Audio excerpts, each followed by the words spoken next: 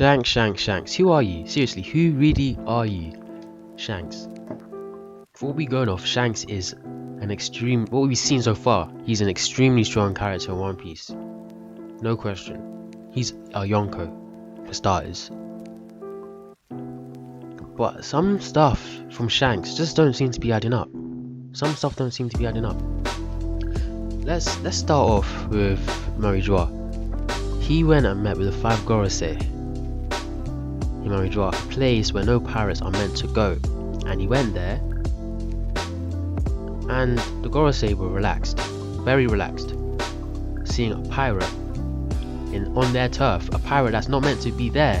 No pirates are meant to be there. They seem very relaxed, unbelievably relaxed. Just look at it like this. They were holding paper. They looked at him briefly, and then they were looking at the paper, and then he looked at him. Shanks sat down, and there were guards in the room, and they sent them out.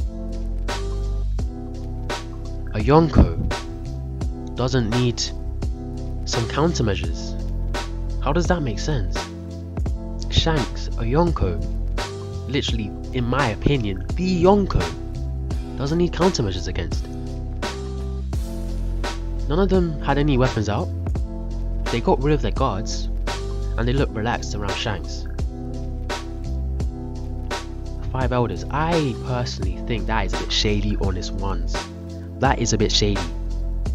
That Shanks was, the way they were treating him, it was like he was the 6th elder. They didn't have any guard around him at all. They seemed relaxed and chilled. That's just, don't you think that's a bit shady? Who is Shanks? Because even if the 5 Gorosei brought in the Shichibunkai before they got abolished, you'd think that they have some guards around, because you'd think that they just might have some ulterior motives and might want to fight you. Yeah, Shanks, a Yonko, 1 of 4, no guards. And it's understandable why they don't want, and why they get rid of the guards, so they don't want you to know that Shanks is here. But why is Shanks here, and it's just fine, there's no problems. Is Shanks a celestial dragon? Seems very much so, and there's more evidence where that comes from. Because if you go to the Paramount War, in MarineFord, Whitebeard, a man with 5 billion berries of bounty, he was being disrespected by the admirals, even though he's a man that has clashed with Gold D. Roger before as an equal, and they were disrespecting him completely. A man with 5 billion bounty, a bounty of 5 billion, and they killed him. And there was 2 Yonko at the time, Blackbeard, well, before he became a Yonko, but Blackbeard and Whitebeard. And Blackbeard, I would still say he's a Yonko at that point, because if you remember, he did wound Shanks before he got any level fruits, so he's basically Yonko level anyway.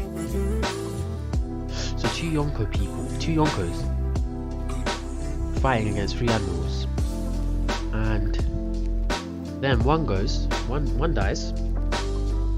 Shanks stops Kaido from coming to the MarineFord War, a man with 4.6 billion berries on his bounty, known as the strongest creature, just stopped him. Then he comes to MarineFord, and he just stops the war. Shanks, we've seen Shanks have a short battle with Whitebeard. It wasn't even a battle, and they seem pretty much equal. You don't know how strong Kaido is, but Shanks must be something if he seriously managed to get Kaido to stop coming. He's had a clash with Blackbeard, and we know Blackbeard didn't want to fight Shanks.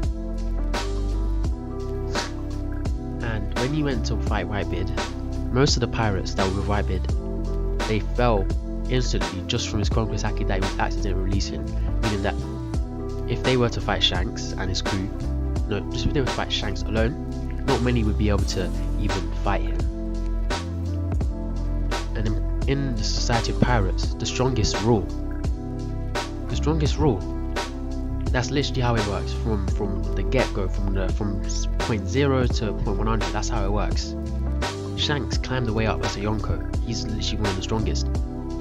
I know the white-beard pirates probably wouldn't want to fight him.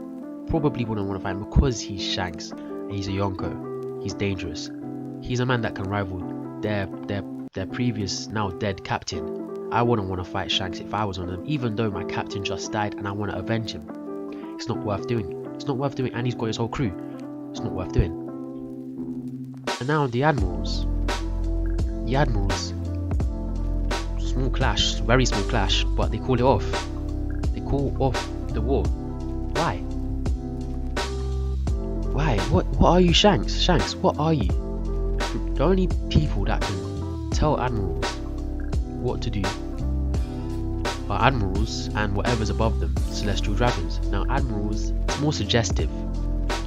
Admirals can only suggest that you don't do this. They can't tell someone of equal rank that you can't do this. That wouldn't work. Shanks ordered it. He ordered both sides to stop. He did threaten that he'd fight them, but he ordered it. Admirals don't listen to pirates.